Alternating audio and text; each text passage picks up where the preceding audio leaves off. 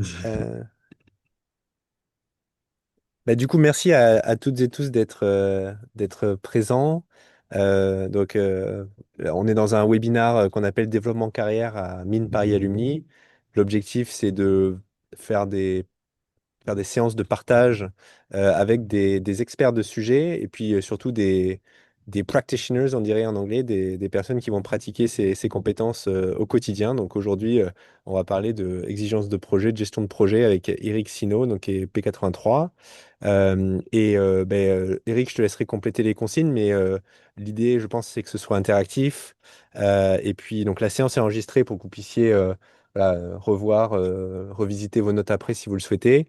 Et puis voilà, je vous souhaite une bonne séance. Eric, à toi. Bien, bonsoir à vous toutes et tous. Rapidement, donc effectivement, Eric Sino, Mine Paris 83, comme on dit en Suisse, et pas 83. Et ce soir, on va parler de projets. Alors déjà, j'aimerais commencer par une courte introduction sur vous.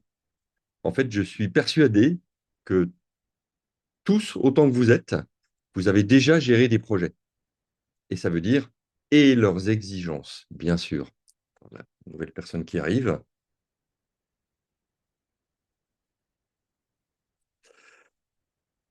J'ai ici choisi 4 types de projets que vous pourriez avoir menés. C'est juste pour illustrer. Soit des projets type NPI. Alors là, devant, je vous prie de m'excuser parce qu'il y aura beaucoup d'anglais, il y a beaucoup d'anglicisme dans les méthodes de gestion de projet, dans la discipline de gérer des projets. NPI, c'est New Product Introduction. Donc, vous avez certainement déjà géré l'introduction sur le marché ou la conception de nouveaux produits. Hein. Que cette conception soit marketing, ça arrive probablement moins souvent, ou technique, la partie technique. Vous avez certainement géré des projets événementiels, les events, des projets de type gestion de crise. Ce sont toujours des projets, hein, les gestions de crise. Simplement, on les a plus ou moins bien anticipés ou prévus. Et puis des projets, c'est ma 4e rubrique préférée, mais il y en a d'autres. Des projets de type organisationnel ou amélioration de processus. De pas, ou de procédés même aussi. Mais je serais plus axé processus, en fait. Donc, améliorer les processus, c'est bien sûr des projets. Et puis, en retoucher l'organisation humaine à cette occasion, c'est aussi, enfin, ou ça fait partie du projet. Ça pourrait être un projet en soi. Ah, attendez. Oui, ça fonctionne bien. Hein. Ça fonctionne bien pour vous, le partage d'écran? Je viens de passer un slide là. Parfait. Oui. Camille, génial. Super, merci. Et donc, je voulais vous faire remarquer qu'en fait, quand vous avez géré ces projets, vous avez forcément géré les exigences du projet aussi. Les exigences, c'est ce qui en fait précède ce qu'on appelle en termes techniques les livrables. Donc les exigences, c'est ce, ce auquel les livrables doivent répondre, hein, ou doivent correspondre, ou ce que les livrables doivent satisfaire. Voilà, d'autres personnes qui arrivent. Bon, je fais les admits en parallèle. Alors, quelques exemples d'exigences et de problèmes pour définir les exigences. Typiquement pour les projets de type NPI, ceux qui étaient à gauche tout à l'heure, donc New Product Introduction, là, je pense aux exigences. Typiquement, la question MVP, ce qui est Minimum Viable Product, c'est-à-dire est-ce que ça fait partie du produit minimum qu'on aimerait mettre sur le marché, produit au sens large, hein, ça peut être un service ou ça peut être un mix de produits physiques et de services, ou MTH, nice to have. C'est-à-dire, en fait, on a absolument besoin de cette feature ou de ce comportement ou de cette caractéristique, de cet attribut tout de suite, ou ça pourrait être plus tard. Et là, normalement, quand les discussions commencent, c'est bien. Quand les discussions ne finissent pas ou n'aboutissent pas, ça veut dire qu'on a un problème d'exigence. Dans le cas des projets de type événementiel, qui est le deuxième exemple à partir de la gauche, là souvent ce qui va arriver, c'est exigence obligatoire ou optionnelle. C'est pas si évident que ça. Hein. C'est pas si évident que ça. Typiquement, j'ai déjà vu des équipes de projets s'étriper pour savoir s'ils allaient respecter complètement les réglementations en vigueur ou pas. Je parle de domaine, je parle de projets et d'événements en Suisse. Donc, vous voyez, je ne préjuge rien sur l'environnement français. Et donc, on a déjà vu des équipes se dire finalement, est-ce que je vais respecter la loi à la lettre ou est-ce que je vais la respecter à peu près, dans l'esprit, mais à peu près, il ne faudra pas trop regarder les virgules, ou bon, il y a les extrêmes inverses, ça c'est quand même plus rare, c'est il passe au-dessus, ou en dessous, ou à côté. Concernant le troisième type de projet qui m'avait sauté à la figure quand j'ai préparé cette présentation, c'est donc les projets de type gestion de crise. Là, un souci qu'on va avoir sur les exigences, c'est comment mesurer la conformité des résultats. Très souvent, ils sont mal préparés, ces projets sur les gestions de crise. Donc, en fait, ils ne sont pas préparés du tout. Et donc, en fait, autant dans la non-préparation, il est très facile de dire nous avons fait quelque chose, c'est-à-dire le projet, le ou la chef de projet ou l'équipe de projet a réalisé, a fait des actions. Ça, c'est facile. Mais est-ce que le résultat des actions était conforme à ce qu'on pouvait attendre? Oui, parce qu'on peut se taper sur le ventre en disant on a fait des choses, on est très content, mais finalement, est-ce que ce qu'on a fait était à la fois conforme, enfin, satisfaisant et suffisant ou pas? Et surtout quand on le dit après ou en cours de route, c'est évidemment plus difficile. Pour les projets de type process, une des premières questions qui se posent, par exemple dans le domaine de l'informatique, qui m'intéresse beaucoup, c'est est-ce qu'on va définir des KPI, donc des Key Performance Indicators, ça vous devez connaître ce terme, ou des Key Objectives and Results, qui est une autre technique un petit peu différente. Est-ce que j'ai besoin de vous convaincre plus que les exigences, vous les avez forcément gérées? J'ai envie de dire que ça soit officiellement ou officieusement, que ça soit implicite ou explicite, et que ça soit volontaire ou subi. Là, j'accepte les petits pouces ou pas pouces d'ailleurs. Pouces. Théophile, il est d'accord. OK. Donc, on va dire que tout le monde est d'accord. Je crois que Jean-Marc lève la main. Je pense que c'est pour prendre la parole. Ah oui, Jean-Marc, je n'avais pas vu. Pardon, excusez-moi. Je vais m'excuser. Donc, Oui, oui, 1079. oui, Moi, j'ai travaillé pendant très longtemps. J'ai été chef de projet, directeur de projet, et surtout sur du projet, comment dire, industriel, hein, pour une grande entreprise du CAC 40 et aussi surtout à l'international. oui. Donc, sur le process, je voudrais savoir quand vous parlez d'exigences, quelle est la différence entre les exigences et le cahier des charges, qui peut être un cahier des charges fonctionnel, enfin, on peut le décliner de différentes façons, parce que dans l'industrie, je dirais le débat, je dirais, commence au tout début du projet. En fait, parce qu'il y a plusieurs intervenants et chacun n'est pas comment dire, clairement en ligne, effectivement, en phase, je dirais, sur ce qu'on attend du projet, hein, à savoir bon, satisfaire le client, pour quel budget, pour quel planning, quelle technologie, quel risque, etc., etc. Donc, on parle plus de cahier des charges avec effectivement toute une analyse de risque qui va se décliner autour du cahier des charges et la mise en œuvre du projet. Donc, je voudrais savoir quelle est la différence entre exigence et ce qu'on appelle le cahier des charges dans l'industrie. Alors, la différence, si Jean-Marc, je vais expliquer un peu plus loin sur quelle méthode de gestion de projet je me base. Parce que c'est clair que là, la différence que tu mentionnes, elle dépend de la méthodologie qui est employée. Donc, j'ai été obligé de choisir une méthodologie, je vais expliquer laquelle. Dans cette méthodologie, déjà, cette différence ne fait pas de sens parce qu'il n'y a pas de notion de cahier des charges. Ou si je devais résumer ce que c'est qu'un cahier des charges, qui n'existe pas dans la méthodologie que j'ai employée, hein, je dirais, bah, OK, le cahier des charges, c'est simplement le recueil des exigences. Mais pour te Ok. conforter et aller dans ton sens, il y aurait dans cette méthodologie encore une autre question comme ça, qui joue un peu sur l'ambiguïté, sur la zone grise, qui serait quelle est la différence entre une exigence et une contrainte? Avec une réponse qui est, à mon avis, un peu justement en zone grise. Et je vous propose pour cette présentation, moi, exigence, j'appelle tout ce que le projet doit satisfaire.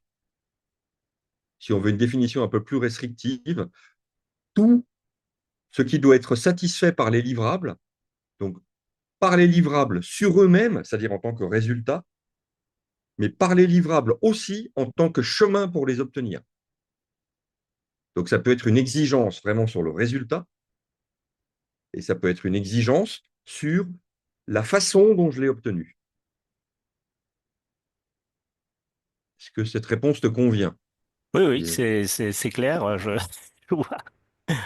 voilà, Merci. mais c'est vrai qu'on est obligé d'être clair, et puis tu as raison, il y a beaucoup aussi de personnes, surtout dans des environnements contractuels, qui joue sur ces différents termes. Alors moi, là, je ne peux pas refaire le jeu, si tu veux, de ce jeu un peu contractuel et négociatoire. Je ne peux pas le refaire dans cette présentation. Ça, il faut le gérer par d'autres méthodes. Moi, je vais justement m'efforcer, au contraire, de prendre tout dans exigence, donc de faire un panier plutôt assez large et de montrer, exactement comme tu l'as dit, comme quoi, en fait, il faut résoudre les problèmes de définition et de stabilité des exigences depuis le départ.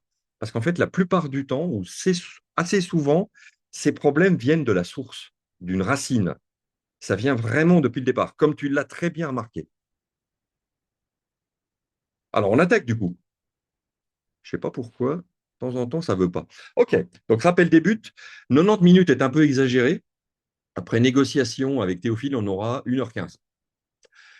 Ça doit permettre à chaque personne qui est ici présente, alors soit qui mène, donc qui est chef de projet ou chef de projet, ou qui contribue à un projet, donc qui, par exemple, fait partie d'une équipe de projet, que le projet soit dans le présent, en cours de réalisation ou en cours de planification, soit passé, c'est valable aussi pour les leçons apprises, ou un projet futur, et qui fait face à des exigences de projet que je vais qualifier de hors contrôle, c'est-à-dire en fait on n'arrive pas à les maîtriser, de faire 3 choses. Premièrement, identifier les sources principales ou les sources possibles. Deuxièmement, mettre en face de ces sources des solutions. Elles vont venir assez naturellement, les solutions avec les sources. Et puis troisièmement, d'évaluer un peu ensemble les meilleures solutions, sachant que là, il n'y a pas une réponse unique, parce qu'à chaque fois, ça va dépendre du contexte du projet. Et le contexte du projet, vous allez voir, c'est très, très large. Donc, il n'y a pas one size fits all. Il n'y a pas une réponse unique qui marche à tous les coups. Ça ne fonctionne pas. Jamais dans les gestions de projet. Alors, pourquoi j'en parle? Là, j'ai préféré vous faire un petit descriptif plus précis. Jean-Marc s'est présenté, je l'en remercie. Moi, de mon côté, je vous ai fait un descriptif en deux facettes, si vous voulez, qui se répondent. Il y a la facette pour les dirigeants d'entreprise, parce que je suis consultant indépendant, c'est la facette que les personnes mandataires dirigeants d'entreprise souhaitent voir, surtout les entreprises du CAC 40. Et il y a la facette plus personnelle, moins CAC 40, plus PME suisse, qui est en dessous. Les deux peuvent vous intéresser. La première, celle d'en haut, elle est plus corporate, celle d'en dessous, elle est plus personnelle. Donc effectivement, sur la facette corporate, École des mines, 8 ans de 3 à la Suisse, ce n'est pas dans tous les cantons suisses en plus. En ce qui me concerne, ça fait environ un tout petit peu moins de 30 ans que je vis et travaille en Suisse. Sur la facette non corporate en dessous et qui lui répond, je considère que je suis un ingénieur ingénieux. C'est-à-dire, en fait, j'aime bien les solutions qui sortent du cadre. J'aime bien les choses inventives. J'aime pas les choses trop structurées, trop normées. Mais ça, c'est vraiment un point de vue personnel. C'est une attitude personnelle face à la vie. J'ai géré, bien sûr, des centaines de projets, mais ce n'est pas tous des grands, hein, comme ceux que Jean-Marc a mentionnés. Il y avait dedans des petits, des grands, il y en avait même des non officiels et des officiels. Je reviens au corporate. Je suis certifié d'une méthode de gestion de projet qui s'appelle la méthode PMP, qui est assez connue en Europe, qui est d'origine américaine, plus bien sûr d'autres certifications.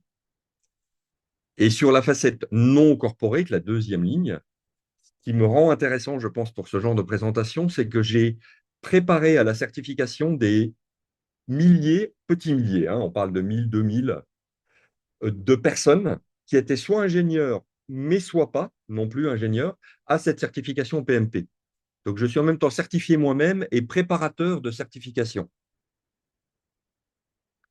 Sur la facette corporate, j'ai fait ça à Lausanne, qui est donc en Suisse, où j'ai été successivement et par étapes successives coach en gestion de projet pour la certification PMP ou quelquefois sans la certification. Là, d'ailleurs, j'ai pu remarquer un truc intéressant, c'est que la plupart du temps, ces gestions de projet ne sont pas apprises dans les écoles. En fait, quand on sort de son diplôme à l'école, on a très peu de notions de gestion de projet. Un peu plus récemment, parce que je vois que les formations se sont adaptées, mais malgré tout, le peu qu'on a est quand même une surface. C'est assez logique, hein. On peut difficilement faire dans une école sans expérience le fond du fond, c'est-à-dire ce qui serait une formation, mais où il y aurait quand même de larges aspects pratiques. On ne peut pas véritablement le faire dans une école, à mon opinion. Dans la facette non corporate, aujourd'hui, je suis actif pour ma propre entreprise ou marque qui s'appelle Académie Agile. Je vous ai mis le site web plus loin. qui s'adresse donc au marché suisse, plutôt des PME. Ça, c'est une différence entre le marché suisse et le marché français. En France, il y a beaucoup d'entreprises du CAC 40 qui, finalement, euh, euh, occupent beaucoup de l'espace économique, les entreprises du CAC 40 ou les très grandes entreprises. En Suisse, il y a un tissu d'entreprises petites et de taille moyenne, voire modeste, qui est beaucoup plus dense, comme en Allemagne, en fait. Et moi, c'est pour ce type d'entreprise-là que je suis actif. Avant, comme tout ingénieur des mines, j'ai occupé des positions de CEO, CIO, CEO dans différentes entreprises de taille vraiment quelques centaines ou quelques dizaines de personnes, toujours en ce qui me concerne dans le milieu informatique, dans différents rôles, avec toujours de la gestion de projet. C'est comme ça que je suis tombé dans la gestion de projet. Et aujourd'hui, je suis le lead Swiss Army Knife de moi-même, c'est-à-dire qu'en fait, je gère une équipe qui consiste en moi-même. Mais tout un réseau d'autres personnes autour de moi, bien sûr, qui sont mais vraiment en réseau. Ce ne sont pas des employés. La méthode. Jean-Marc, j'ai promis de dire quelle méthode j'allais utiliser. Si je parle du marché suisse, mais le marché français pourrait assez bien correspondre à celui-là, il y a 5 méthodes dont je peux vous parler.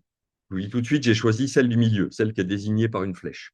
Si je les prends dans l'ordre des aiguilles d'une montre, et je commence par le bas, une première méthode très connue en Europe et en France aussi relativement, IPMA. Alors IPMA, c'est une méthode reconnue de gestion de projet, originaire plutôt d'Europe du Nord. On la trouve dans les pays nordiques, en Allemagne, en Suisse aussi, mais presque plus dans la zone alémanique, donc qui parle allemand de la Suisse. En France, je ne sais pas. Moi, je l'ai vu surtout chez des ingénieurs qui étaient des ingénieurs que les Suisses appellent les ingénieurs mécaniques. Alors, quand les Suisses disent ingénieurs mécaniques, ils veulent parler de construction de bâtiments, en fait, hein. C'est du génie civil. Et donc, c'est plutôt ce domaine-là. Et éventuellement aussi tous les domaines économie durable, les domaines qui touchent à la fois à l'énergie, le recyclage, des choses comme ça. Ce n'est pas celle-là que j'ai choisie. Il y a aussi une autre méthode qui s'appelle Prince2.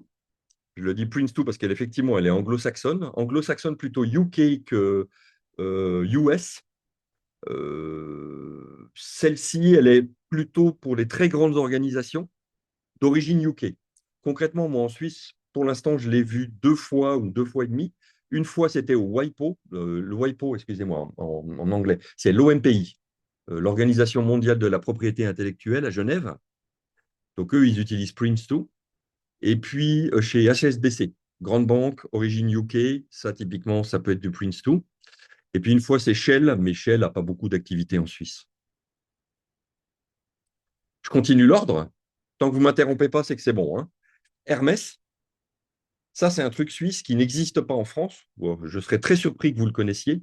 C'est une méthode qui a été inventée par la Confédération suisse. Ils trouvaient qu'il n'y avait pas assez de méthodes et que ce n'était pas assez compliqué comme ça. Et c'est une méthode que la Confédération suisse pousse pour être utilisée pour ses propres projets. Au début informatique, mais aujourd'hui pas que, ou plus que. Et également les cantons suisses et les grandes villes suisses. Donc, quand vous allez dans une petite commune suisse, il n'y a aucune chance qu'ils utilisent Hermès. D'ailleurs, à mon opinion, ils n'utilisent aucune méthode de gestion de projet. Mais ça va être utilisé par une ville, pour certains projets d'une ville comme Zurich ou Bâle ou Lausanne ou Genève, par exemple. Ça pourrait. Surtout si vous allez vers les domaines du public, du parapublic, par exemple pour des systèmes hospitaliers ou des choses comme ça, typiquement Hermès. Quatrième choix qui aurait été possible, c'est la famille des méthodes pures agiles. Agile n'est pas une méthode. Agile est une famille de méthodes qui sont d'inspiration agile. Et si je devais en citer une de nouveau pour le marché suisse, ce serait Scrum. Il y a une méthode agile ou d'inspiration agile connue en Suisse, c'est Scrum. Alors ces méthodes-là, je ne les ai pas prises. Pourquoi? Même si c'est très trendy, c'est marketingment, c'est très très bien. En fait, ça ne sert pas à grand-chose parce que les méthodes pures agiles, comme celles qui sont ici en haut à droite, ne fonctionnent bien que sur des livrables ou des types de projets qui sont adaptés au pur agile. Et ce n'est pas tous les projets. Donc, si je fais du software et que c'est du software qui ne porte pas trop de contraintes, d'ailleurs, Théophile, on pourra reparler de ça. Je ne sais pas si pour les softs d'inspiration comptable, ça marcherait vraiment complètement ou pas. À mon avis, pas exactement. Je ne peux pas prendre du pur agile. Donc, j'ai préféré prendre des projets qui étaient ce que j'appelle hybrides, donc où il y a des parties agiles, mais il y a des mélanges avec des façons classiques de gérer les projets, j'en reparle plus tard. C'est ce qu'on appelle souvent le waterfall, on peut l'appeler historique, agile, déterministe, prédictif, il y a des tas de mots pour ça. C'est la méthode classique. Et donc, du coup, j'ai choisi la méthode que je connais bien, où je suis certifié et qui permet l'hybride. C'est celle de cet institut qui s'appelle PMI, PMI. C'est cet institut américain. C'est une association de droit américain et qui propose une certification qui s'appelle PMP. C'est la plus connue. Ils en proposent d'autres, hein, mais la plus connue, c'est celle-ci où j'ai mis le badge. Elle s'appelle PMP. Et ça, Jean-Marc, tu vois, c'est mon référentiel de gestion de projet. C'est celui que j'ai choisi pour la suite. Et c'est celui dans lequel la notion de cahier des charges n'existe pas. En fait, il ne parle pas de cahier des charges.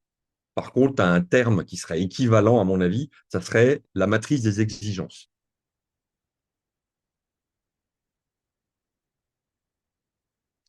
Le contexte du problème, du coup, on vient de le faire. Vous voyez, c'est les 10 minutes qu'on vient de passer ensemble. On vient de poser le contexte. Et maintenant, dans les 60 minutes qui viennent, peut-être un tout petit poil plus court, je vais vous proposer de voir 10 sources possibles d'instabilité ou de problèmes sur les exigences. Et à chaque fois, une idée au moins de solution. Au fur et à mesure, et surtout, comme nous sommes peu nombreux, je vous propose de poser une question, de m'interrompre si quelque chose n'est pas clair, et surtout pour donner un exemple. Si une fois vous pensez que vous avez un exemple dans votre vie intérieure qui est citable, on n'est pas obligé de donner les noms des sociétés, il suffirait juste de dire un peu quel type de projet, quel type de domaine économique. Citez votre exemple pour voir, vous voyez, j'aimerais vous conforter dans l'idée que ce que moi j'ai détecté d'un point de vue suisse, helvétique, ben, on voit les mêmes, je suis certain que c'est les mêmes sources en France. Et je pars du principe ou de l'idée que vous êtes tous actifs sur le territoire français, donc vous avez les mêmes sources, et puis on peut bien sûr leur appliquer à peu près les mêmes solutions. Et je commence tout de suite par le premier, sans plus attendre. Regardez, j'ai marqué dans le titre Sponsors Anybody, point d'interrogation. Ça, c'est en américain pour dire finalement, y a-t-il un sponsor dans la salle? J'aurais pu la jouer comme un film en disant, y a-t-il un pilote dans l'avion? Le sponsor, ce n'est pas le pilote, hein, mais c'est un peu le même esprit. La première source, ou une des premières sources d'instabilité ou de problèmes à définir les exigences et à y répondre dans un projet, je regarderai d'abord, y a-t-il un sponsor? Alors, je n'ai aucune idée de comment ça se passe dans les grandes entreprises du CAC 40. Alors là, je dis vraiment volontiers, je ne sais pas. Mais dans les entreprises suisses de taille modeste à même déjà grosse, je vois de façon permanente un grand pourcentage de projets qui n'ont juste pas de sponsor. Ou variante, on va revenir sur le détail, hein. Le sponsor est auto-désigné, c'est-à-dire le sponsor est le ou la chef de projet. Ça, c'est comme s'il n'y avait pas de sponsor. En fait, en termes de résultats, ça revient exactement au même. Alors, pourquoi il faut un sponsor? Et pourquoi ça crée des problèmes d'exigence? Il faut un sponsor à cause du schéma de gauche, où j'étais très fier parce que j'ai retrouvé ça dans un vieux livre. Aujourd'hui, ils ne le publient plus, ils ont gommé ce schéma et je ne sais pas pourquoi, parce qu'en fait, il était très très bien. C'est quoi un projet? Un projet, c'est un truc, la flèche, vous voyez, qu'on voit au milieu, on va dire un vecteur en termes mathématiques, qui vous fait passer ou qui permet de passer d'un current state à un future state. Le current state, c'est normalement, si on ne se voile pas la face, l'état réel, mesurable. Vous voyez, c'est l'état où je suis, à supposer qu'il soit mesurable. Puis le future state, il est idéalisé, c'est l'état auquel j'aimerais bien parvenir. C'est mon état cible. C'est la différence, vous avez peut-être entendu ça, certains projets, c'est le as is et le to be. Le to be, c'est le future. Le projet, ça c'est important à bien comprendre, n'est pas le future state. Le projet est un des chemins qui amène ou qui amènerait, ou dont on aimerait qu'il amène au future state. Jusque-là, c'est bon? Vous voyez, quand je dis ça, ça veut dire que projet signifie forcément changement. Il ne peut pas y avoir de projet sans changement. En termes mathématiques, un projet sans changement, c'est comme si j'avais un projet dont le vecteur, c'était le vecteur nul. Donc le future state, c'est le current state. Ce projet-là n'intéresse personne, il n'y a jamais personne qui me l'a demandé. Donc, en fait, on veut un vrai future state avec un vrai vecteur. Il y a forcément un changement. Au passage, et on y reviendra, le changement, il est presque plus souvent humain que technique. Ça se perçoit bien au fil du temps, au fil de l'expérience. Vous voyez, donc vous êtes un peu de toutes les tranches d'âge, là, je pense. Vous allez voir, si vous ne l'avez déjà vu, qu'en fait, la partie humaine du changement est le plus souvent beaucoup plus importante que la partie technique sur la majorité des projets. Et donc, qui dit changement dit effort. Il va falloir un effort pour faire ce projet, cette flèche-là. Et c'est un effort qui correspond à faire un changement, et en plus un changement pour aller vers un truc unique. Parce que ça, c'est l'autre partie de la définition du projet. Le future state est forcément unique, c'est-à-dire on ne l'a jamais atteint avant. On sait qui? C'est l'organisation qui mène le projet. En anglais, la sponsoring organization. Si elle l'a déjà atteint avant, donc en fait, si elle l'a déjà fait, c'est plus un projet, ça ne m'intéresse pas. Si par contre, elle ne l'a jamais fait avant, il va falloir un changement pour aboutir à quelque chose qu'on n'a jamais atteint avant. Forcément, c'est des efforts. Le sponsor est qui là-dedans? Le sponsor est la personne qui signe comme quoi on veut bien ce future state et comme quoi on est d'accord pour ses efforts, ses ressources, cet argent, pour obtenir ce future state, parce qu'il en vaut la peine. Et là, vous voyez tout de suite ce qui va se passer s'il n'y a pas de sponsor clairement désigné. Ben, s'il n'y a pas de sponsor clairement désigné, ou si, dans l'autre exemple que j'ai choisi, le sponsor, c'était le chef de projet lui-même ou elle-même, eh ben, au premier accident, et des accidents il y aura, parce qu'il y aura des personnes qui ne seront pas d'accord sur les requirements, sur les exigences elles-mêmes, ben, ils vont s'étriper, il n'y aura personne pour trancher, et puis ça n'ira juste pas plus loin. Deux exemples qui viennent de Suisse, c'est là que j'ai illustré, vous voyez, en Suisse. Alors en Suisse, moi j'ai vécu un exemple comme ça, où finalement on m'a nommé CEO d'une entreprise, non, COO, excusez-moi, COO d'une entreprise, super. Il fallait faire un turnaround de l'entreprise, c'est-à-dire en fait lui faire changer complètement son modèle business. En fait, je devais changer des personnes d'un rôle de distributeur de logiciels et formateur éventuellement à un rôle de consultant. Ils devaient devenir consultants alors qu'en fait, ils n'avaient pas été engagés pour ça. Et il fallait faire tout ça en maintenant un semblant de break-even économique de l'entreprise. Et la plus grande difficulté, c'est que j'avais deux sponsors. Donc là, c'est pas que j'en avais pas un seul, j'en avais deux. Le problème, c'est qu'ils ne voulaient pas la même chose. Ça revient aussi au même, là. Jean-Marc, typiquement. Voilà. J'en ai deux, mais ils ne veulent pas la même chose. Donc évidemment, les exigences pour l'un ne sont pas les exigences pour l'autre. Et si on fait bien pour l'un, ce que j'ai fait, l'autre se sent trahi. Parce que, ben, voilà, on n'a pas respecté ses exigences. J'ai été assez dans le détail, là, parce que c'est devenu, c'est clair, cette histoire beaucoup plus émotionnelle. Hein, que là, vous touchez vraiment à l'humain. Puis, ben voilà, ils ne sont pas d'accord entre eux et puis ils ne le seront jamais, d'ailleurs. Un exemple moins émotionnel, c'est l'armée suisse. L'armée suisse, il y a quelques années de ça, il y a quand même plus d'une dizaine d'années, donc il y a quasiment à la fois péremption et exemption sur le cas maintenant, a dépensé quand même environ 700 millions.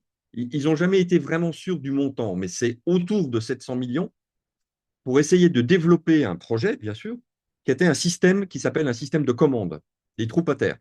Donc, vous savez, c'est tout le système qui fait la communication entre les troupes à terre pour savoir comment on les dirige, qu'est-ce qu'elles doivent faire, quels sont le feedback qu'elles donnent du terrain, ainsi de suite.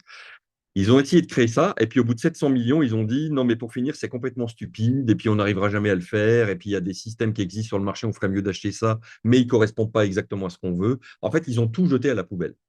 Mais tellement tout jeté à la poubelle qu'à la fin, ils n'ont même pas récupéré les leçons apprises de leur échec à 700 millions de francs. C'est quand même pas mal. Ça, c'est pour vous montrer, voilà, c'est typiquement un projet sans sponsor. Pourquoi je dis ça? Enfin, quand on a cherché le responsable, c'était impossible de mettre un nom.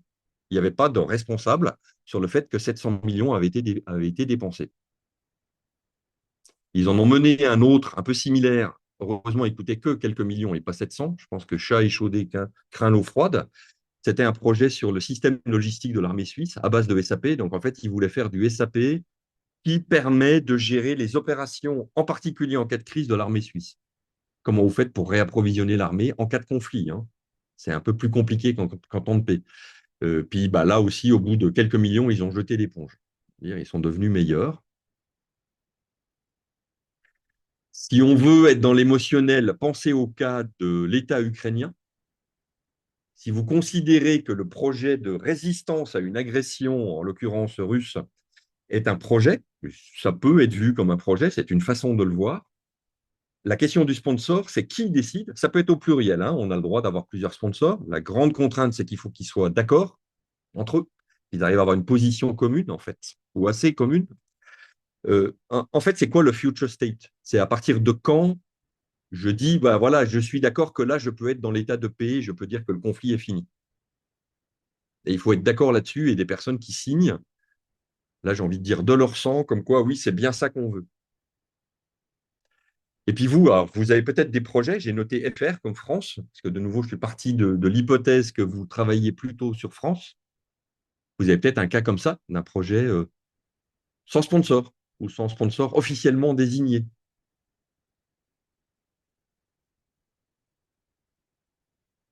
Personne.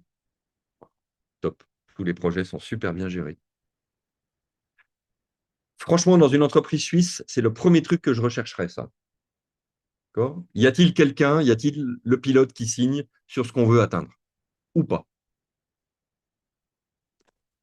Deuxième source de problème sur les exigences, c'est qu'il y a bien un sponsor, mais par contre, des objectifs du projet n'ont pas été définis et des résultats non plus. Alors, les objectifs, eux, ah, oui, oui, oui, Camille. Oui, pardon, je me réveille un peu tard sur la question d'avant. Ah, Concernant le sponsor, est-ce que dans votre vision, c'est toujours une personne unique, clairement identifiée, ou ça peut être un département, ou ça peut être un groupe de personnes? alors, Camille, là, je préfère ne pas répondre sur mon opinion ou ma vision, je préfère répondre sur l'opinion ou la vision de la méthode de gestion de projet dont je parlais, celle de cette association PMI. Ouais. D'accord? Alors, suivant cette méthodologie-là, ce sont donc ça peut être plusieurs personnes, mais physiques désignées, si je les écoute. Donc, des personnes physiques D'accord. désignées. Physiques, pourquoi? Parce qu'en théorie, elles doivent signer un document. Or, une entité légale ne peut jamais signer un document. Alors, il y a une personne physique qui signe au nom d'une entité légale. Ça marche. Mais il y a quand même une personne physique qui signe. Elles peuvent être plusieurs. Il n'y a rien qui dit qu'elles sont toutes de la même entité légale. Donc, je pourrais très bien avoir un groupe de 3 sponsors, dont 2 viennent d'une entité légale qui reçoit le résultat et un qui vient d'une entité légale qui fournit le résultat. Ça serait possible, ça, Camille. Ça poserait d'autres Mhm. problèmes, à mon avis. Le souci, c'est que les sponsors ont accès à toutes les informations du projet. Donc, je vois qu'il peut y avoir un souci de conflit d'intérêts. Vous voyez, si je suis sponsor et dans un rôle de fournisseur en même temps. C'est Ouais. c'est pas forcément évident, mais c'est pas en tant que sponsor que ça pose problème. C'est plutôt confidentialité des données, conflit d'intérêts. C'est plutôt ce côté-là. D'accord. Ok. Et puis, bah oui, forcément identifié. Alors, vous pensez bien qu'il y en a plein qui ont essayé ton truc, hein. Il y en a qui ont essayé de faire désigner un département. C'est bien parce que comme ça, on dilue, surtout si c'est un département d'une centaine de personnes. On ne sait pas vraiment qui a signé. C'est le département. Donc, pour la méthodologie, eux, ils disent non, ça joue pas. On veut une personne, quoi. Et puis c'est clair, ils veulent pas le responsable de l'équipe de nettoyage. Je m'excuse, hein, je vous parle très directement. Ça, il y en a qui ont essayé aussi. C'est l'équipe de gardiennage qui signe la charte du projet. Oublie. Non, bien sûr. Il faut une personne qui exerce une responsabilité et qui donc a les pouvoirs au nom de l'entité légale d'exercer cette responsabilité. Il y en a même qui ont essayé des chats, des chiens. Je ne mens pas. Mais c'était à titre privé, hein. Ils ont essayé de désigner le chien comme sponsor. Ça ne marche pas dans la méthode non plus. Il faut quelqu'un qui puisse signer. Alors justement, Camille, je rebondis là-dessus. Dans cette même méthodologie, il nous faut au moins un des documents, un des 2 documents. Je vais le résumer comme ça. Soit, ce qui est à gauche, un document qu'ils appelleraient, eux, business case. C'est le document qui fonde économiquement, quand on est dans un monde économique. On peut faire ça pour des administrations publiques. Donc, à ce moment-là, il n'y a pas forcément de résultats économiques. Qui fonde pourquoi on fait la chose, en fait. Ouais. Pourquoi on mène ce projet? Pourquoi on veut atteindre ça? Et puis, il y a un autre document plus précis qui s'appelle normalement une charte, où on définit les objectifs, et les objectifs devraient être SMART. Vous connaissez SMART? L'acronyme? Non? Je ne vois pas de main. Je ne sais pas si je dois dire. Je dois dire ou pas ce que c'est?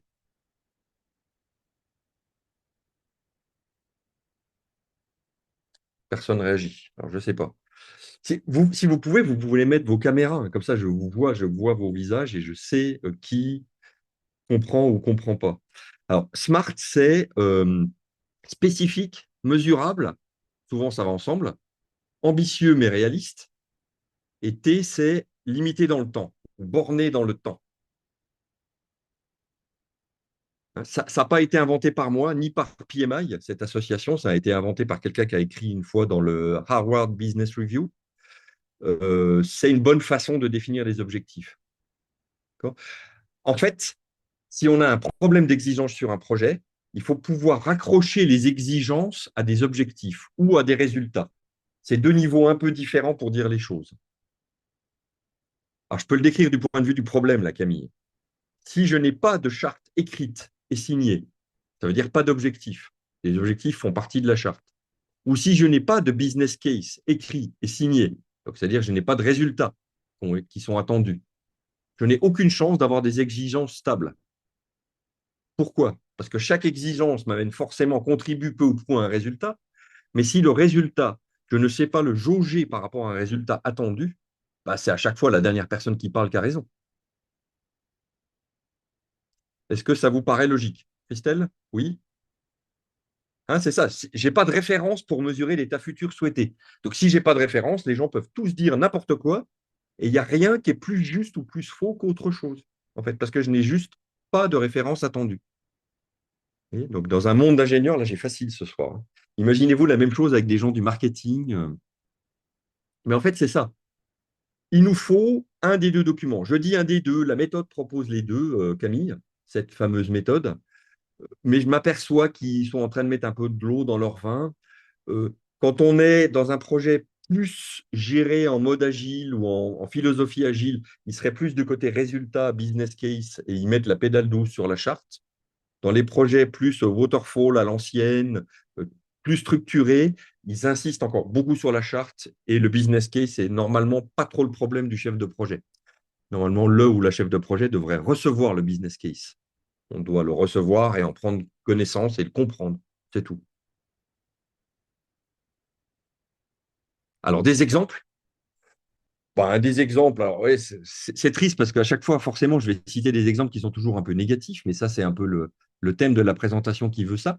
En Suisse et à droite, là, vous avez un mandat de conformité. J'ai mené récemment un mandat comme consultant indépendant, c'était de la conformité cyber. Donc, les systèmes informatiques sont-ils bien sécurisés? Répondent-ils à la loi?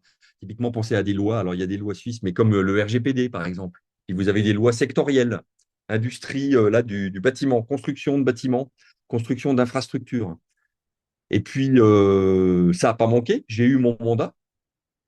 J'ai dit, il faut écrire une charte ou un truc qui définit des objectifs SMART. Qu'est-ce qu'on attend du mandat? Et puis, la personne qui mandatait n'a pas voulu le signer.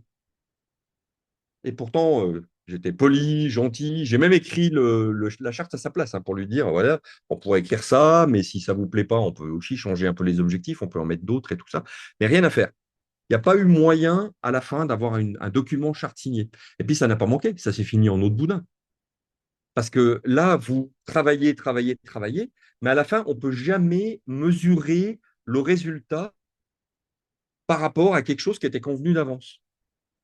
Donc, on peut à la fois dire que c'est réussi ou que ce n'est pas réussi, puisqu'il n'y a pas d'objectif défini d'avance. Du point de vue des exigences, qui est le sujet de ce soir, chaque exigence, vous ne pouvez pas dire si elle contribue vraiment ou pas à des objectifs ou à des résultats attendus, puisque précisément, ils ne sont pas définis. C'est bon? Un autre exemple, ça aussi assez typique plutôt du point de vue des résultats, toujours en Suisse. Là, j'ai mené c'était un mandat en deux parties. Il y avait un premier mandat de formation. Celui-là était clair, il s'est bien déroulé. Donc, je formais une équipe de personnes à la gestion de projet pendant 3 fois 3 heures. Voilà, il fallait leur donner des rudiments de gestion de projet. Superbe, très bien, on l'a fait, ils étaient contents, superbe. À la fin de ce mandat de formation, on s'est rendu compte que finalement, cette équipe qui était pour une boîte biotech en Suisse, Ah, des gens avec des gros diplômes hein, dans tous les sens. En fait, ils géraient un budget marketing de plusieurs millions, qui étaient tous des projets de type événementiel, sans véritablement gérer les projets. C'est-à-dire, en fait, là, vous aviez deux choix. Soit certains projets étaient gérés, mais sans méthode. Ça, c'est pour revenir à la question de Camille. Donc, les personnes géraient les projets comme elles le sentaient, finalement. Ou, quelquefois, ils étaient même carrément pas gérés comme projet, du tout. Point. Et on parlait quand même de quelques millions. Hein. C'est des budgets marketing dans le monde biotech, donc ils dépensent beaucoup d'argent vers des prescripteurs, des conseillers. C'est des grands trucs. Et puis là, le chef de tout ça, finalement, bah, il a essayé de me faire faire un résultat, mais sans projet, quoi. En fait, il ne voulait pas définir le résultat. Et puis, du coup, le machin a avorté tout de suite parce que, bah, voilà, moi, probablement, j'ai été trop honnête. Je lui ai dit, non, mais je suis désolé, je ne peux pas signer ça. Parce que finalement, ça revient à mettre un montant d'effort, argent, temps passé, sur un résultat où on ne sait pas ce qu'on va avoir. Donc, je préfère laisser tomber.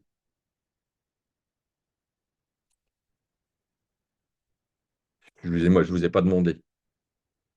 Vous avez toujours vu des chartes ou des documents qui s'appelleraient business case ou qui reviendraient un peu à ça?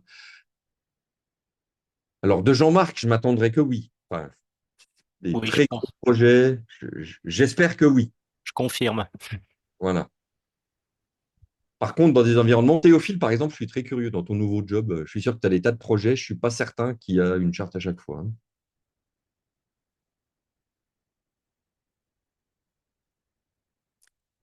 Ouais, il a dû nous quitter.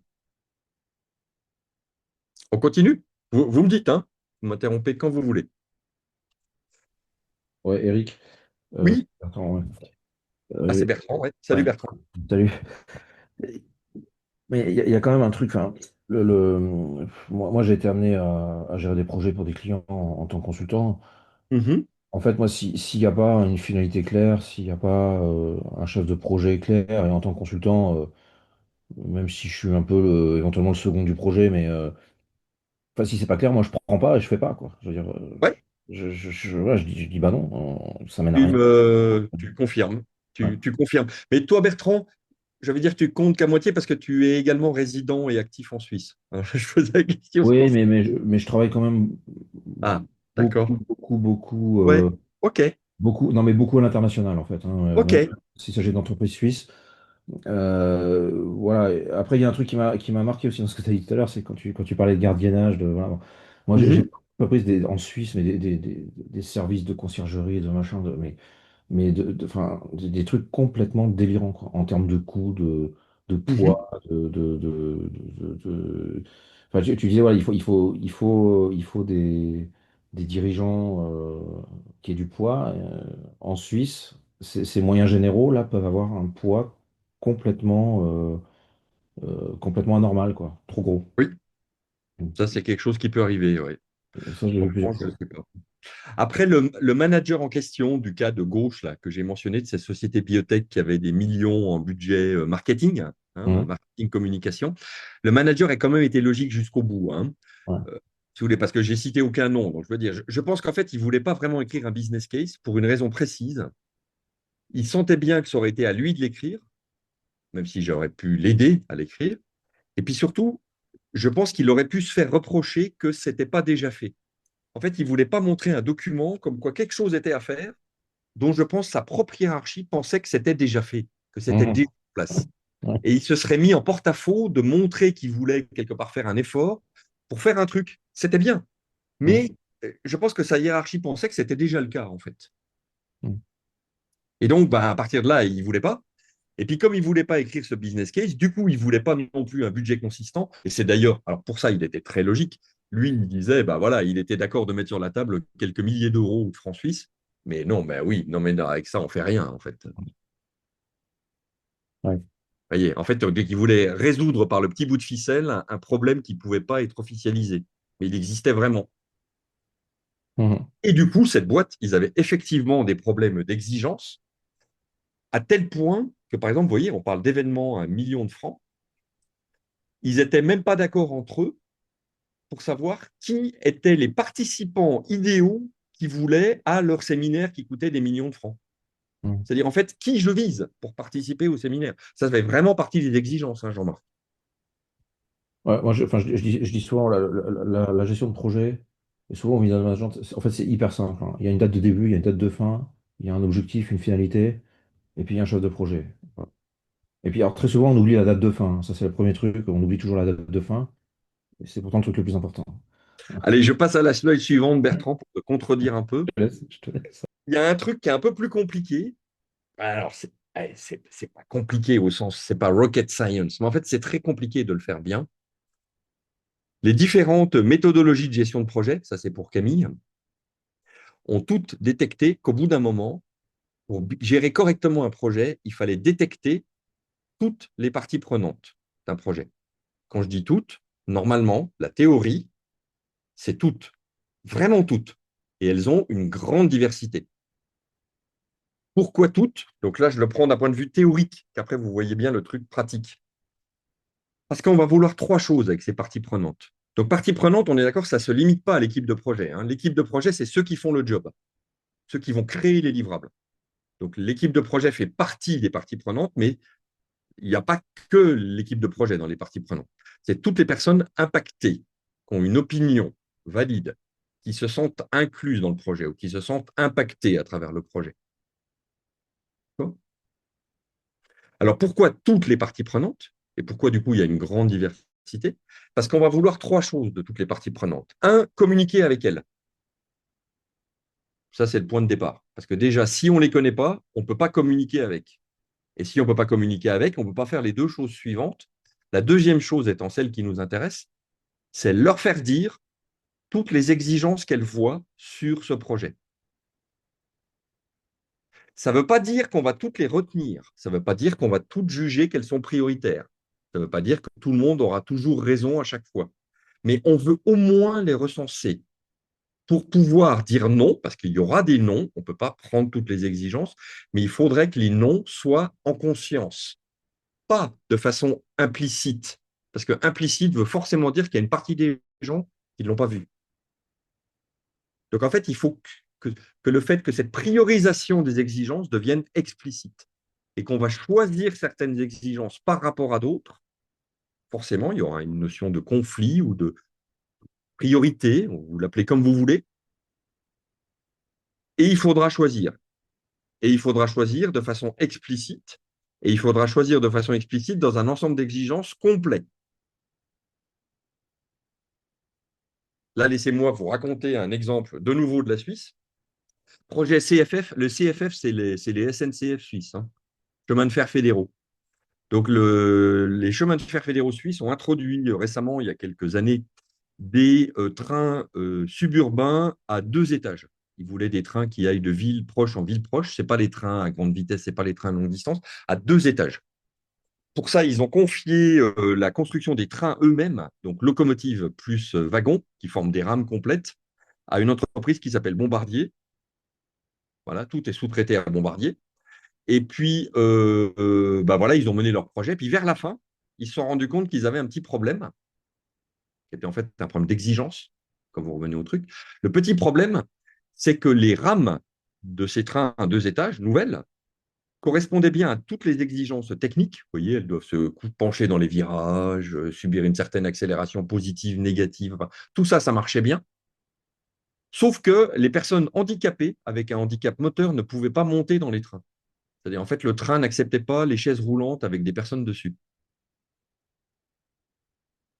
Et ça, c'est extrêmement gênant.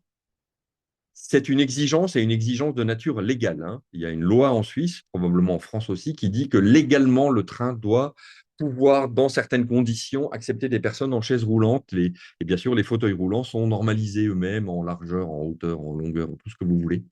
Et donc, ils ne l'avaient pas pris en compte. Et quand ils ont déroulé la pelote de laine, ils se sont rendus compte que simplement, bah, ces exigences n'avaient pas été écrites. Pourquoi elles n'avaient pas été écrites? Là, il y a deux grandes hypothèses. On ne saura jamais la réalité, Christelle. Je dis Christelle parce que c'est elle que je vois à la caméra. Soit il y a des personnes qui l'avaient vu et qui n'avaient pas voulu les écrire parce que ça les emmerdait. Je le dis très crûment. fait. Cette exigence les embêtait, parce que c'est clair, hein, ça amène d'autres choses en termes de coûts, de délai de fabrication, ainsi de suite. Ou soit les personnes ne les avaient juste pas vus parce qu'ils les avaient juste pas vus. J'ai eu une troisième explication de quelqu'un qui travaille dans une administration publique de transport commun en Suisse, qui m'a dit qu'en fait, il les avait vus, mais ensuite, comme il les avait vus trop en avance, il les avait oubliées, comme si elles avaient été gommées de la matrice. Et puis, il les avait tellement oubliées qu'après, elles n'étaient plus jamais ressorties. Et il s'en était rendu compte. Alors, je ne dis pas, ce n'était pas à l'inauguration, mais presque.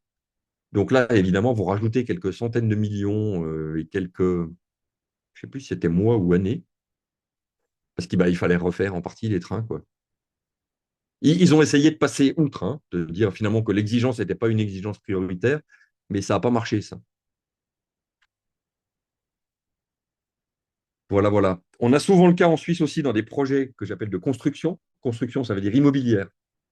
Suisse, où la notion d'opposition en Suisse à une construction est très, très développée. Hein, donc, c'est-à-dire qu'en fait, quand vous voulez construire en Suisse, même si vous respectez tous les règlements officiels, vous devez quand même quelque part purger des oppositions qui peuvent être amenées par des personnes qui ne sont pas d'accord avec votre construction immobilière projetée, même s'il n'y a pas forcément, si c'est pas forcément réglementé par une loi. Vous voyez, ils peuvent se baser sur d'autres arguments juridiques que juste la loi. Alors là, ça vous démontre, dans ce genre de projet, pourquoi il faut travailler sur les exigences avec toutes les parties prenantes. C'est-à-dire, dans vos exigences, vous devez avoir forcément, il faut avoir, ça s'appelle purger toutes les oppositions, mais les oppositions peuvent venir de tout le voisinage. Donc, en fait, ça veut dire qu'il faut avoir référencé, recensé toutes les parties prenantes pour pouvoir redire, et ben pour finir, finalement, est-ce qu'on peut travailler ensemble ou pas? Est-ce que vous allez faire opposition ou pas? Ou comment est-ce que je peux faire mes plans d'une autre façon? Ou peut-être là, vous n'allez pas faire opposition, et ainsi de suite. Vous voyez, il y a tout ce genre de débat qu'il faut faire, en tout cas en Suisse, pour des projets immobiliers.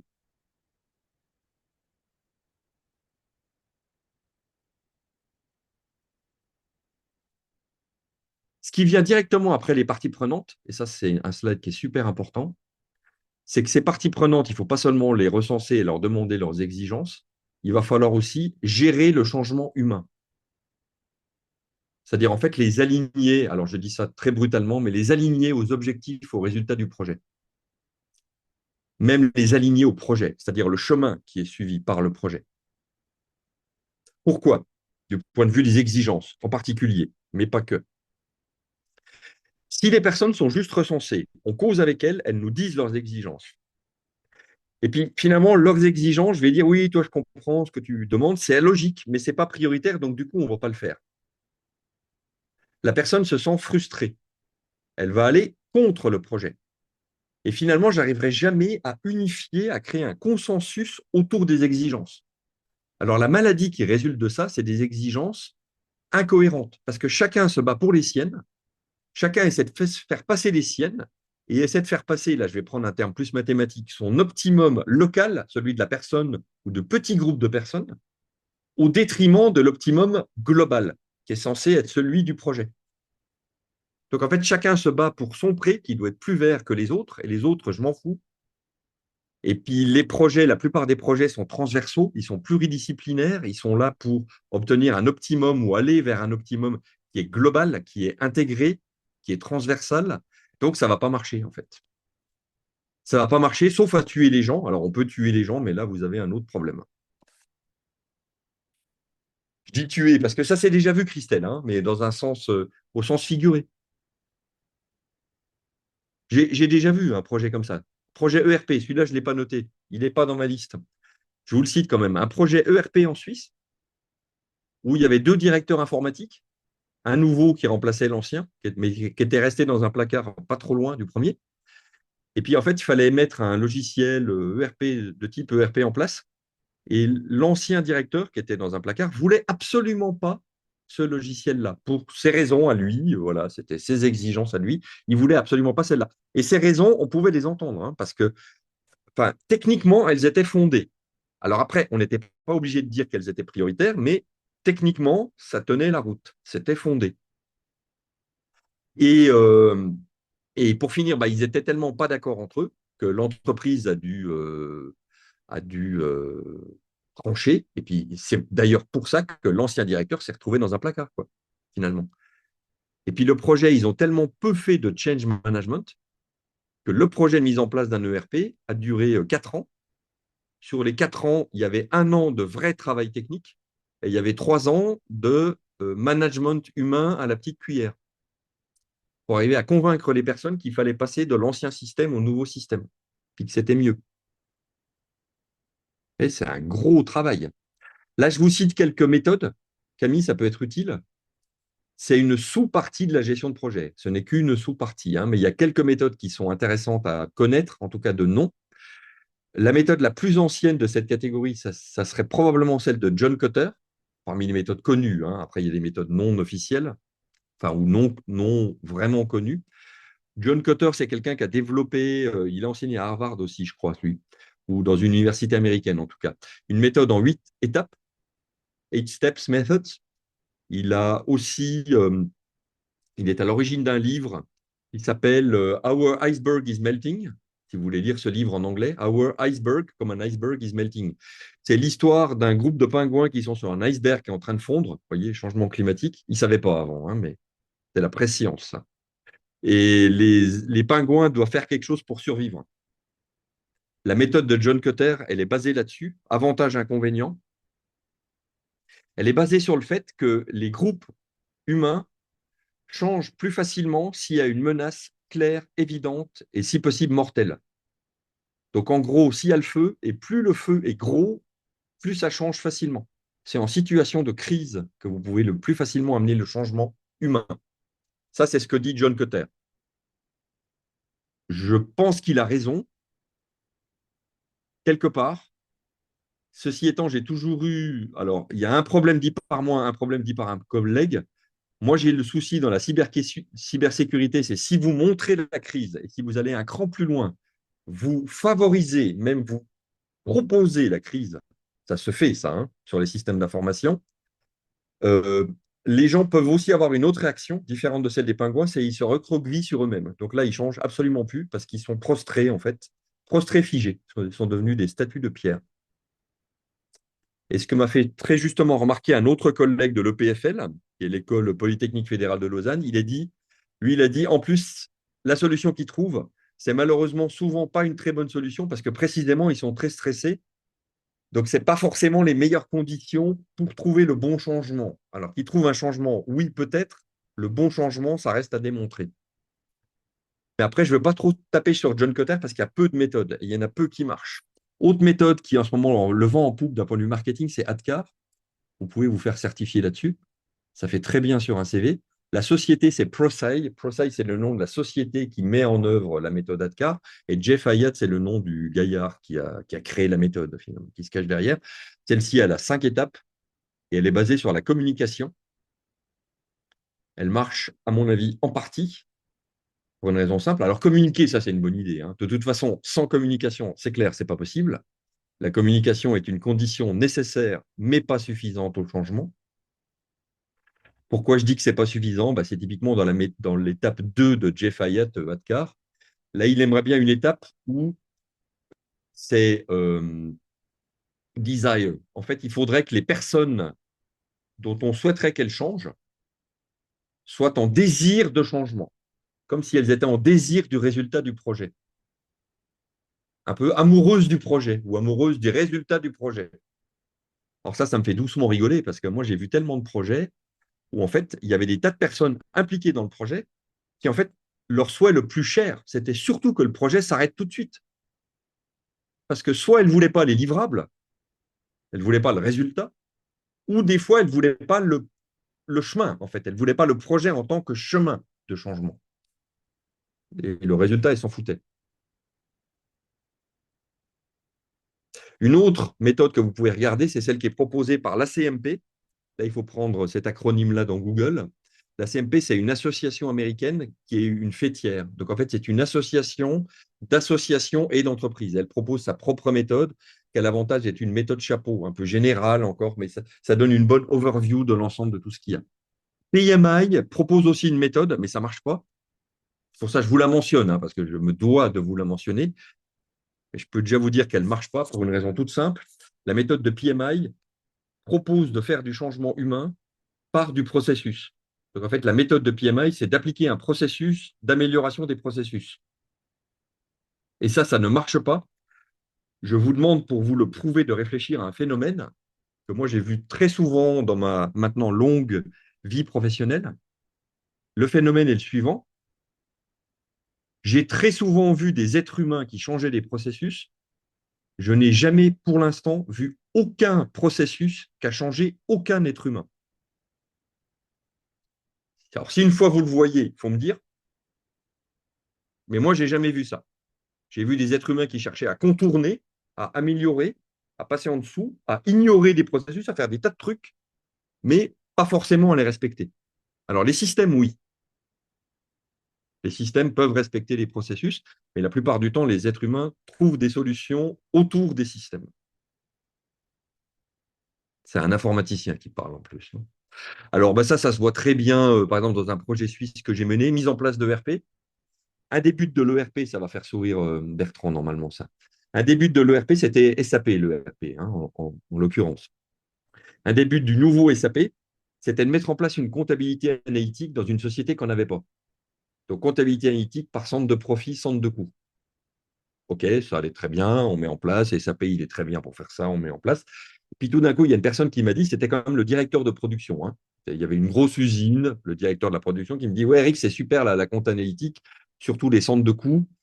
Et puis, c'est bien parce que ça range bien les coûts, puis ça nous propose même les centres de coûts, on doit gérer les coûts, voilà. Et puis, il m'a dit, Eric, mais qu'est-ce que tu as prévu pour le centre de coûts, tu sais, des imprévus? Est-ce que tu as un centre de coûts qu'on pourrait appeler style, enfin, poubelle ou je ne sais pas? Lui, il appelait ça MISC parce que c'est Miscellaneous. Parce qu'en fait, tu vois, quand c'est un coût non prévu, je ne sais pas où le mettre. Donc voilà, je le mets dans quoi? Dans le tout venant.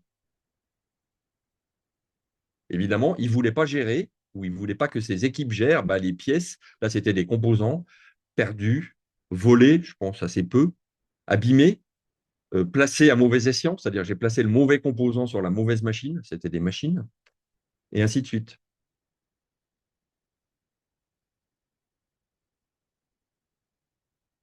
J'ai eu le même coût dans des organismes financiers par rapport aux Mais réglementations qu'il y a pour le domaine financier. Eric, Oui. qu'est-ce que tu lui as répondu au directeur de production? Alors, j'ai fait un début de discussion avec lui. Puis quand j'ai vu qu'il comprenait le problème et qu'il n'était pas encore d'accord avec ma solution, on est allé voir le sponsor ensemble. Voilà. Puis le sponsor lui a expliqué qu'on avait déjà tous les centres de coûts et qu'à la fin, il allait falloir qu'il les mette sur soit perdus, soit volés, soit au mauvais endroit, soit quelque chose, quoi. C'était un vrai problème d'ailleurs. Enfin, un vrai problème. Tu avais quand même plus que 3 ou 5% de perte de composants, hein. Et il faut penser pas seulement valeur, il faut penser que tu mets la chaîne logistique à plat, parce que le composant sur lequel tu comptais, tu ne l'as pas vraiment. Tu vois, donc ça, c'est un truc à une pièce de quelques centaines de francs, à t'empêcher de finaliser la machine qui vaut quelques millions, à l'expédier, à la facturer. Ok. Non, non, mais ça s'est soldé comme ça. Il a dû changer. Et surtout, c'était pas tellement lui, c'était cette personne-là dirigeait quelque chose comme 700 personnes. Donc, voilà, quoi, il fallait que le changement passe dans les 700 personnes. C'est bon? Il faut que j'avance plus vite, sinon il va m'en vouloir. Pour finaliser les exigences, pour avoir des exigences qui ne changent pas tout le temps, c'est-à-dire qu'ils soient stables dans le temps, il vous faut aussi des règles. Dans la méthode PMI, Camille, il y a un document qui s'appelle les règles du jeu des exigences. Il faudrait un genre de règles du jeu. Donc, c'est un métadocument, hein, ce n'est pas le document des exigences, c'est le document des règles du jeu des exigences, qui doit parler de choses comme qu'est-ce qu'on fait quand deux exigences sont contraires entre elles. Ça arrive, hein, Christelle, typiquement.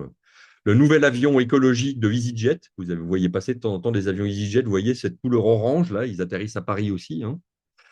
C'est ça, le nouvel avion écologique d'EasyJet, il est orange ou il est vert? Voilà, deux exigences contradictoires, il va falloir choisir, hein. Ou trancher. Vous pouvez aussi dire, il est orange à gauche et vert à droite. Ça marche. C'est plus compliqué, mais ça marche. Exigence contraire à l'objectif. Vous avez toujours des gens qui vous proposent des exigences contraires à l'objectif. Qu'est-ce qu'on fait? Définir un mécanisme de vote ou de pondération qui tranche à la fin. Et là, c'est un conseil. Mettez toujours des règles qui promeuvent la traçabilité et la transparence. À la fin, il y a toujours des exigences, ça sera non. Mais ce qui est très important, c'est de pouvoir expliquer d'où venait l'exigence, pourquoi c'était non, comment on est arrivé au non, et puis d'être très transparent là-dessus. Ça facilite le dialogue, hein, quand on peut être transparent et traçable. Sinon, ça part dans tous les sens.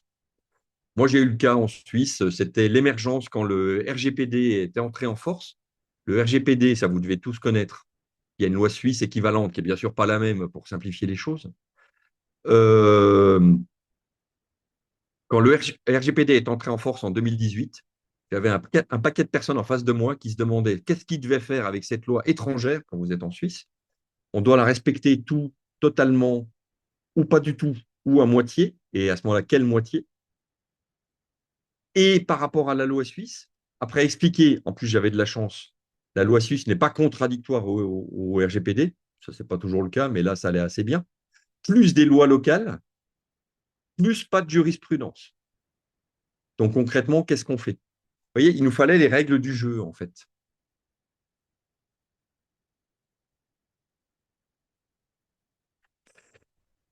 Exigences, il faut savoir si elles sont déterministes ou agiles. Ça, vous connaissez? Je peux partir du principe que vous connaissez ou pas? Dites-moi.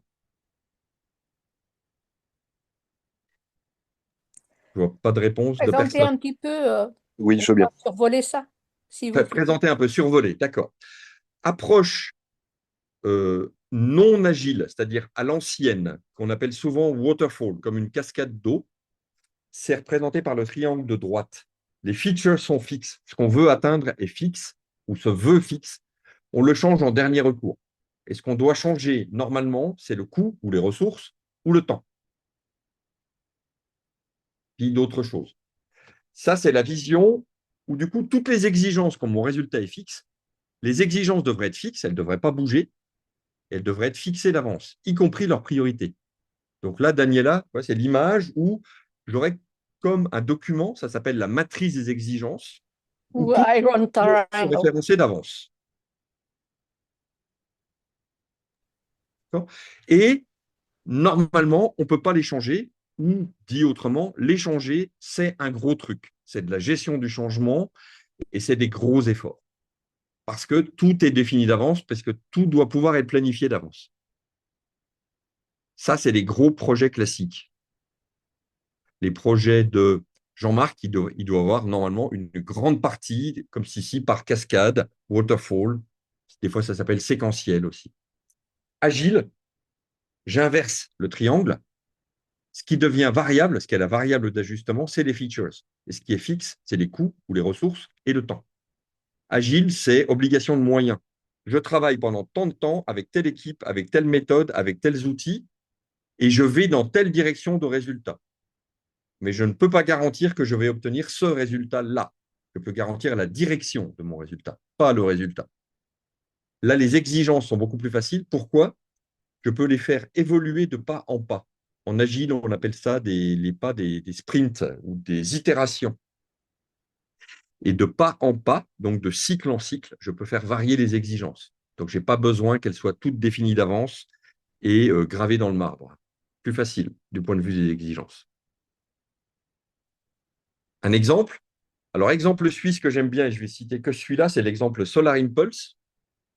Solar Impulse, c'est une équipe de personnes un peu fanas qui ont inventé le premier avion solaire. C'est-à-dire, c'est l'avion qui vole à l'énergie solaire. Il porte qu'une personne, hein, et puis par certains aspects, il ressemble plus à un planeur qu'à un avion, mais c'est un avion. Et là-dedans, dans ce projet, il y a deux parties. Il y a une partie qui est très prédictive, exigence à gauche, et une partie qui est très agile. Et en agile, les exigences d'ailleurs changent de mot. On les appelle plutôt des user stories. Les user stories, ça serait l'équivalent des exigences quand on est dans l'approche agile.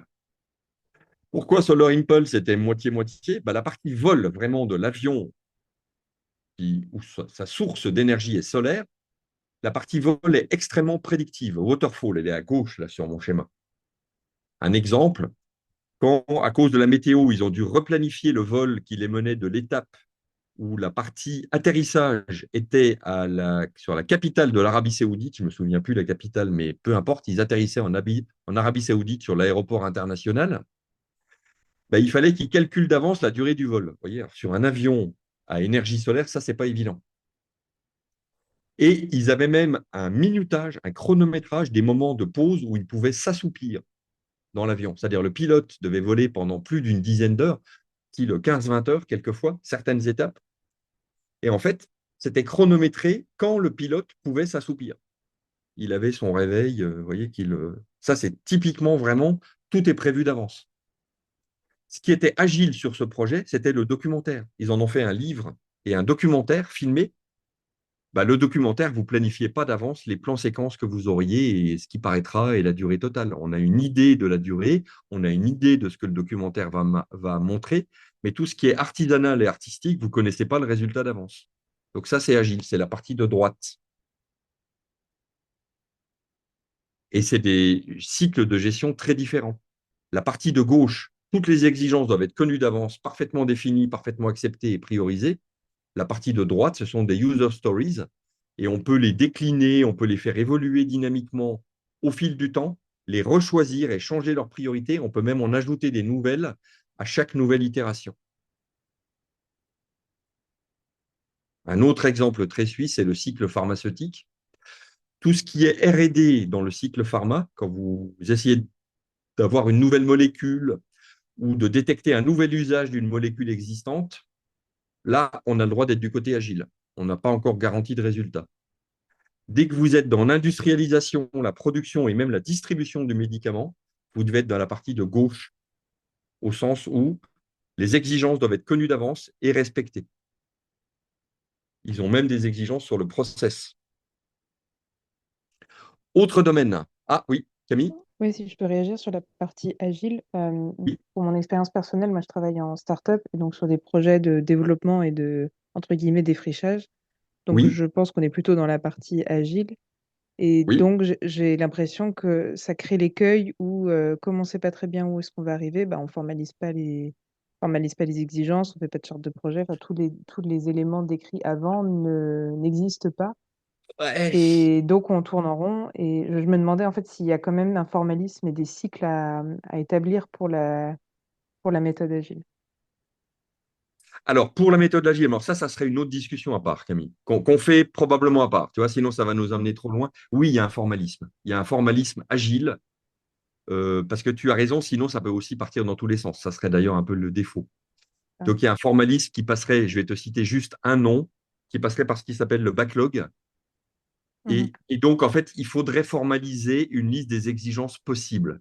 Et à chaque nouvelle itération, et pas en cours d'itération, ça c'est super important en agile, pas en plein milieu d'itération, seulement au passage d'une itération à l'autre, aller, si tu veux, pouvoir redéfinir les exigences qu'on va prendre dans le backlog pour faire l'itération suivante.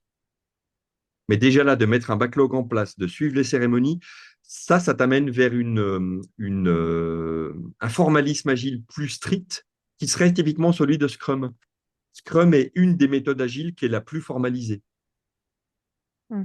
Donc là, ce que je te propose, lis Scrum et reprenons rendez-vous, mais à part de ça. D'accord. Mais tu as raison, hein, s'il n'y a vraiment aucun formalisme, voilà, ça va partir dans tous les sens. Ok. Un point aussi très important et qui va être en quelque sorte libéré par l'intelligence artificielle. Pour bien cadrer les exigences, normalement, il faudrait s'inspirer des exigences des projets précédents qui ressemblent au projet dont on parle. C'est-à-dire pouvoir partir d'un corpus de connaissances, PMI dirait plutôt leçons apprises, pouvoir partir d'un corpus de leçons apprises des projets précédents. Et si possible, bien sûr, des projets qui ressemblent. Ce formalisme-là et cette valorisation des leçons apprises précédentes est malheureusement assez souvent mal fait. De nouveau, là, je m'exprime pour des PME en Suisse. Pourquoi? Parce que ça correspond au schéma qui est à gauche. Puis les personnes ne font pas le travail, en fait, c'est ça. Ils ont une direction qui leur impose de sauter d'un projet à l'autre. Sauter, il n'y a vraiment pas d'autre mot. Et puis, du coup, euh, si vous voulez, en fait, ils font jamais le cycle des leçons apprises.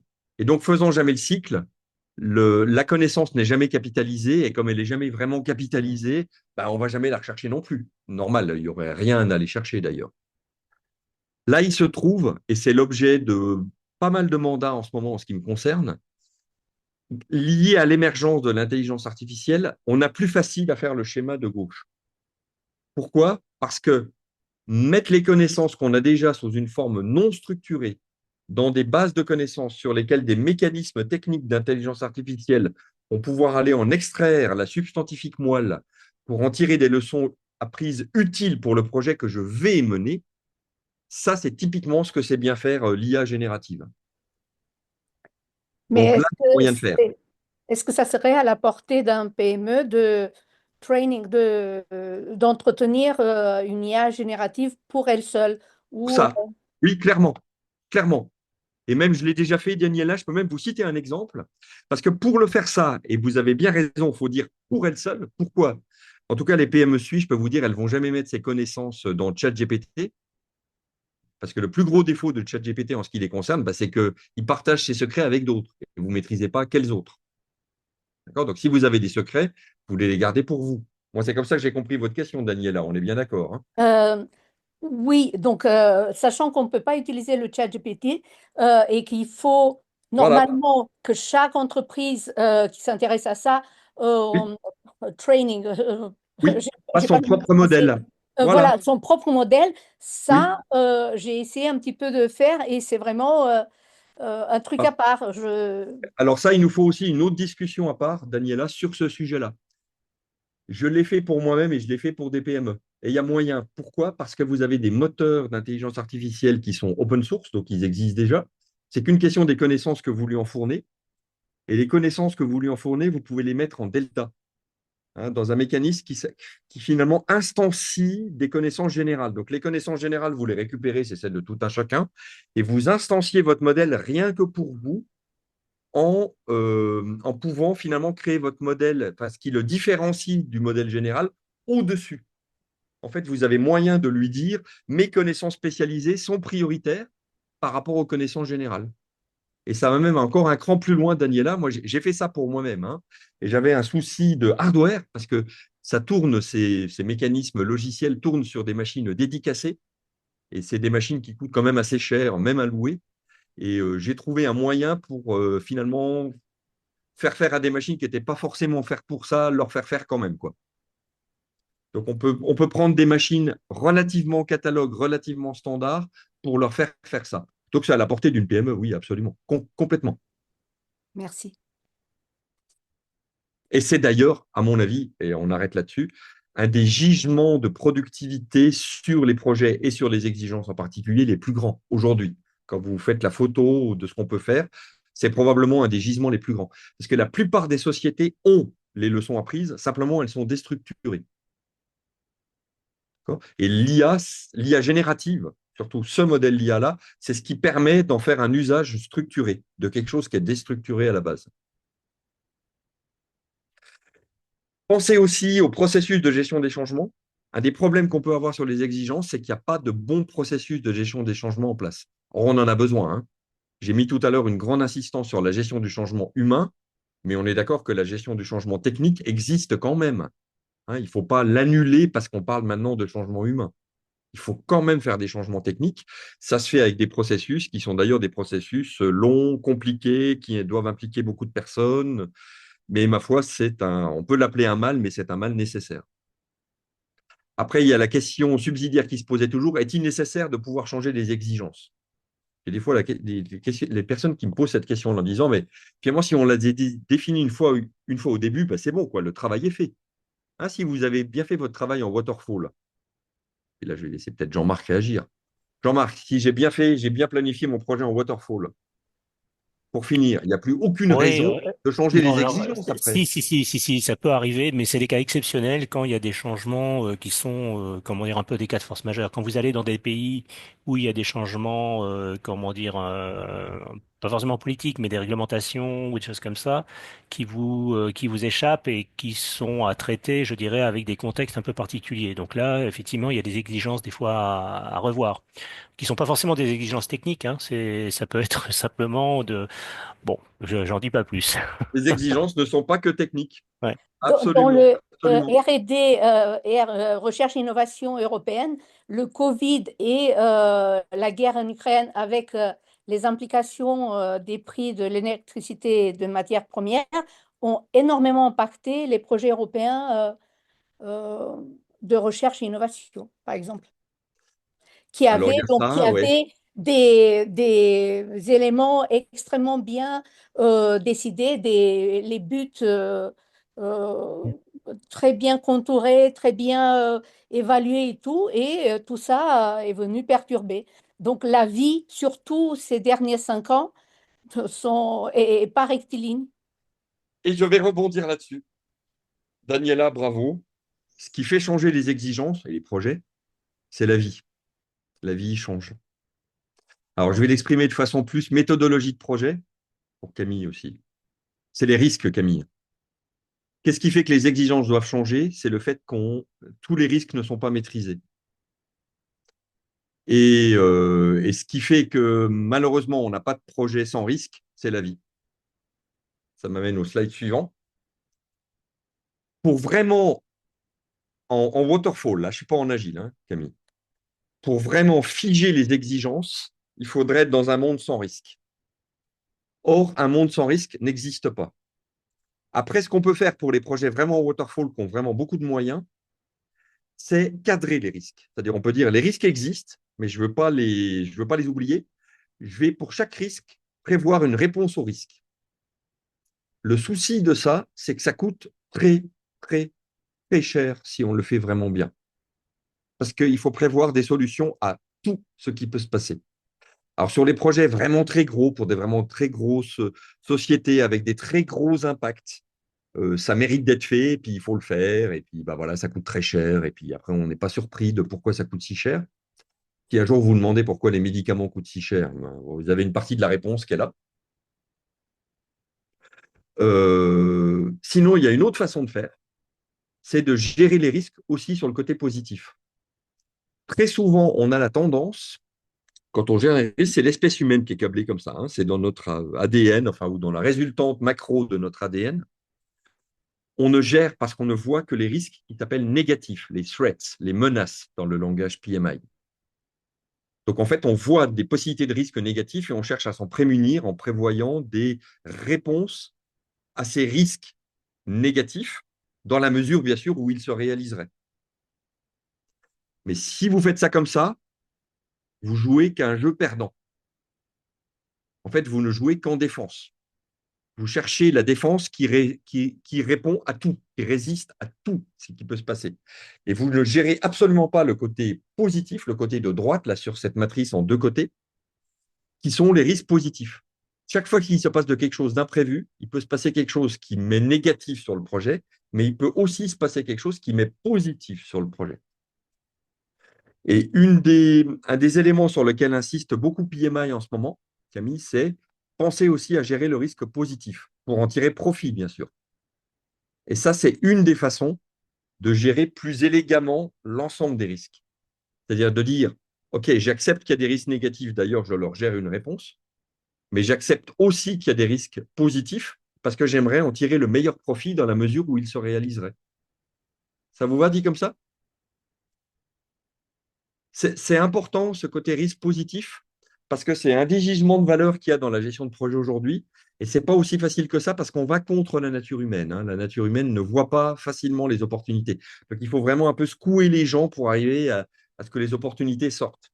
Mais je vous assure qu'il y en a, hein. Moi, c'est un effort violent sur moi-même, mais à chaque fois que je vois maintenant une menace, je vois aussi une opportunité. Et en général, elle est assez équivalente d'un point de vue de l'impact. Et puis ma dernière, c'est penser à l'hybridation. La plupart du temps, les problèmes sur les exigences ne viennent pas d'un phénomène. Vous voyez, la Camille, je réagis par rapport à ton commentaire de tout à l'heure. Ça ne vient pas d'un phénomène, ça vient toujours d'un mélange de plusieurs phénomènes. Donc, pensons à l'hybridation. Il y a des solutions de créativité aussi à avoir sur la gestion précisément des exigences. C'est souvent un mélange. De mon côté, ça c'est plus pour parler de ce que je fais. J'essaie d'appliquer la gestion de projet à deux facettes.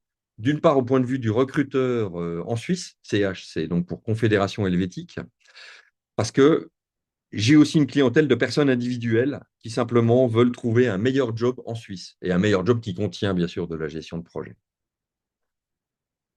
En Suisse, pour avoir de la gestion de projet à un bon niveau, pas le premier job de gardiennage, hein, aujourd'hui, il faut une certification. Alors, pas forcément celle que moi j'enseigne, ça peut être une autre, mais aujourd'hui, il faut une certification. C'est un marché exigeant, même si on a un bon diplôme de base. Je m'adresse aussi à des entreprises, mais donc plutôt des petites et moyennes entreprises. On a vu qu'il y en avait beaucoup en Suisse. Justement sur le fait de pouvoir gérer les projets en mélange agile et classique waterfall, hein, donc classique plus à l'ancienne, et avec l'IA pour valoriser les leçons apprises, l'expérience en fait. Vous avez mes coordonnées, comme ça on les aura sur l'enregistrement vidéo qui est fait de cette présentation. Vous avez aussi au passage mon site web qui apparaît ici dans la deuxième partie de mon adresse email. Au passage, Daniela, on voit un exemple là, mais qui n'est pas encore vraiment instancié avec des connaissances. Non, mais c'est une intelligence artificielle générative, c'est la mienne, c'est celle que j'ai faite moi-même. Je peux vous assurer tous, c'est avec peu de moyens. Moi, je n'ai pas mis de carte NVIDIA dans mes machines. Je n'ai pas les moyens. Si vous avez des questions, c'est le moment. Est-ce que vous utilisez des logiciels dédiés pour... est-ce que vous êtes fan de méthodologie jusqu'à utiliser des logiciels et lesquels vous favorisez? OK. Alors, je suis fan de méthodologie, oui, parce que vous avez vu que je, je pense que pouvoir dire que je suis vraiment expert sur l'une d'entre elles, et je pense qu'il faut aujourd'hui une méthodologie.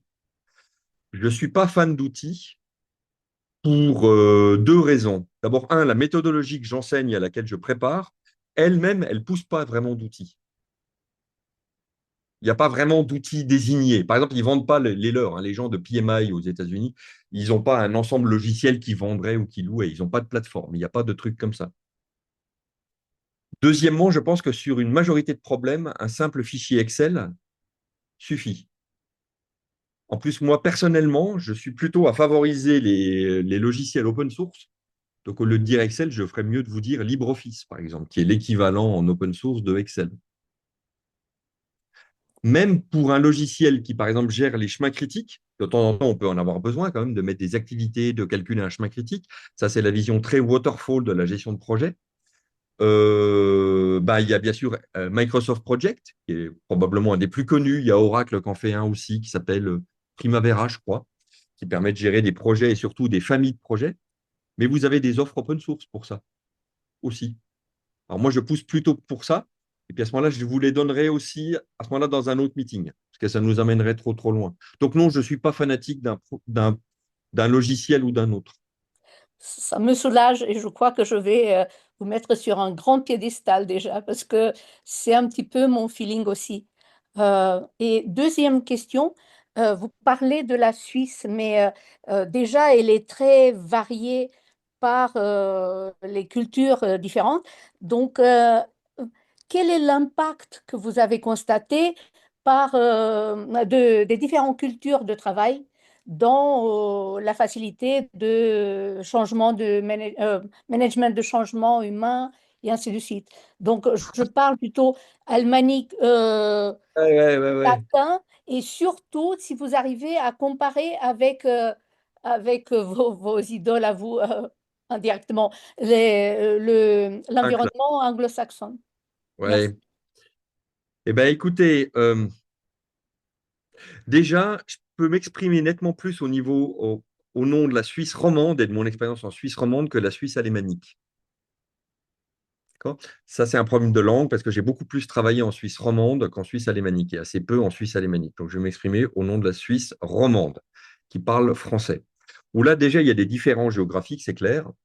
Entre Genève et Fribourg, c'est pas du tout la même chose. Ou entre Genève et Neuchâtel, c'est pas du tout la même chose. Et puis même au sein du canton de Neuchâtel, entre La Chaux-de-Fonds, qui est en frontière française, et puis Neuchâtel-Ville elle-même, c'est déjà pas la même chose. Il y a des particularismes. Mais moi, ce que j'en retiens, au sens de la gestion du changement humain, c'est qu'en fait, si vous pensez, est-ce qu'il y a des groupes plus aptes ou plus faciles pour lesquels le changement humain est plus facile ou pas que d'autres, où les méthodes à utiliser seraient différentes ou d'autres? Et en fait, je pense que la différence est amenée par le rôle des personnes et pas par leur géographie. En fait, ce qui est important, ce n'est pas l'endroit où elles vivent et ce n'est pas la culture dans laquelle elles ont baigné, c'est leur rôle. Voilà ce que je pense, en fait. Alors, c'est clair que pour s'adresser à elles et pour pouvoir accomplir le changement, il faut pouvoir s'adresser à elles dans leur culture. Là, le truc qui ne marche pas, c'est la personne qui amène une solution qui est un patch qui vient de l'extérieur. D'ailleurs, les Suisses, ils ne diraient pas de l'extérieur, ils diraient de l'étranger. D'accord. Donc, vous ne pouvez pas l'amener de l'extérieur, il faut que ça vienne de l'intérieur. Moi, avec mes 30 ans, je suis à peine au moment où je peux commencer à être accepté. Voilà, je vais le dire comme ça. 30 ans Suivant les milieux. d'expérience. Parce que je connais leur métier. Mais par exemple, je vous prends un exemple. Industrie des machines, très développée en Suisse, hein. C'est probablement le pays qui a le plus fort ratio chiffre d'affaires dans l'industrie des machines par rapport au nombre d'habitants. Donc, si vous ramenez au nombre d'habitants, c'est un ratio plus fort que les Japonais et que les Allemands.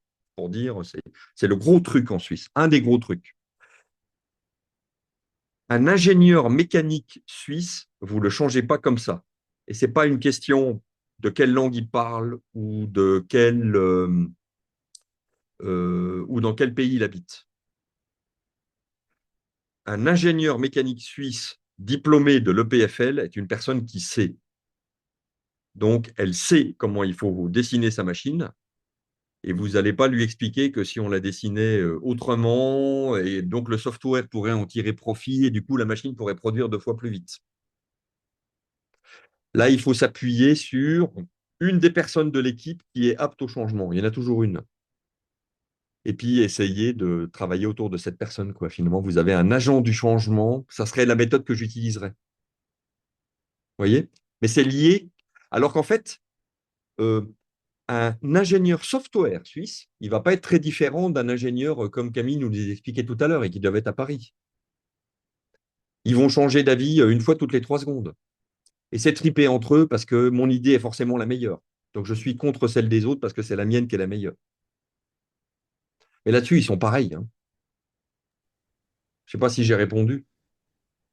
Oui, en quelque sorte. Disons que j'ai constaté, parce que j'ai été amenée à travailler dans la recherche et innovation dans des milieux extrêmement divers d'un point de vue culturel, j'ai constaté que aux Allemands comme aux Flamands, il faut leur parler clair, strict, valeur. Euh, Aux Italiens, aux Français, il faut combiner ça avec de l'émotionnel, de la motivation, donc expliquer. Donc c'était dans ce sens. Et ce que j'ai constaté, c'est que les anglo-saxons et les américains fonctionnent de manière très différente d'un point de vue management. En France, on a un management très vertical et rigide, quand de l'autre côté, c'est presque à l'horizontale, même si, et tout ça, ça augmente le niveau de motivation des troupes pour le changement. Ça. C'était aussi. Ouais, alors moi, ouais, non, je constate pas ça à l'intérieur de la Suisse, en tout cas. À mon avis, ce qui est vraiment discriminant à l'intérieur de la Suisse, c'est plutôt la culture de l'entreprise, mais qui peut être très, très différente, hein. Par exemple, vous savez, dans une entreprise style UBS, grande banque suisse, si je prends votre description, Daniela, ils travaillent comme des Français. Alors moi, je peux vous dire, ils travaillent comme des Suisses, hein. Ils travaillent comme des Suisses alémaniques, structurés, hiérarchiques.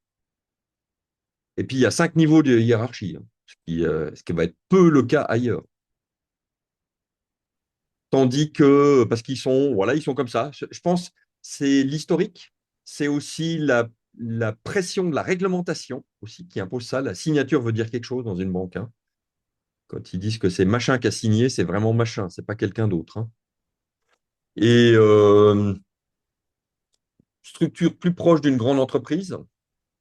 Euh, Par exemple, si je prends votre exemple aussi, Nestlé, le siège de Nestlé est en Suisse, à Vevey. Alors Nestlé, ouais. Nestlé, c'est les baronnies. C'est le modèle hiérarchique que vous décrivez, mais à l'intérieur de chaque grande BU. Et puis, il y a une friction des BU parce qu'on ne sait pas trop si la BU, c'est le pays, donc l'entité légale qui vend, ou si c'est plutôt la ligne de produits. La ligne de produits eau minérale ou produits glacés, crème glacée, ou la ligne de produits composants lyophilisés qu'on peut mettre dans l'eau et qui se... Vous voyez? En Très fait, c'est intelligent. plutôt un raisonnement par entreprise et par type de personne que par pays. Et chez les Suisses allemands, c'est pareil aussi. Vous ne pouvez pas dire que les Suisses allemands sont allemands. Surtout, d'ailleurs, il ne faut pas le dire, hein. Surtout, ne leur dites jamais ça parce qu'ils seront très mécontents. Oui, très mécontent. Merci beaucoup. Votre feedback est vraiment très précieux pour moi. Merci. Autre, on est bon et on se laisse là sur la vidéo. Alors, je propose que c'est bon. Donc, Camille et Daniela, je m'attends à un lien peut-être LinkedIn. Vous avez maintenant les références. Sûrement. Ah, sûrement. Oui, Voilà. Ah, et Camille aussi, lien LinkedIn, n'hésitez pas. Et puis, on se crée une petite séance à part. Avec merci. plaisir, merci beaucoup. Merci pour la présentation. Merci pour la présentation. Voilà. Oui. Je vous en prie. Et à bientôt. Je lis le chat, mais il n'y a rien de spécial. C'est merci beaucoup. Superbe. À tout bientôt. Au revoir. Au revoir. Au revoir. Merci. Ciao, ciao.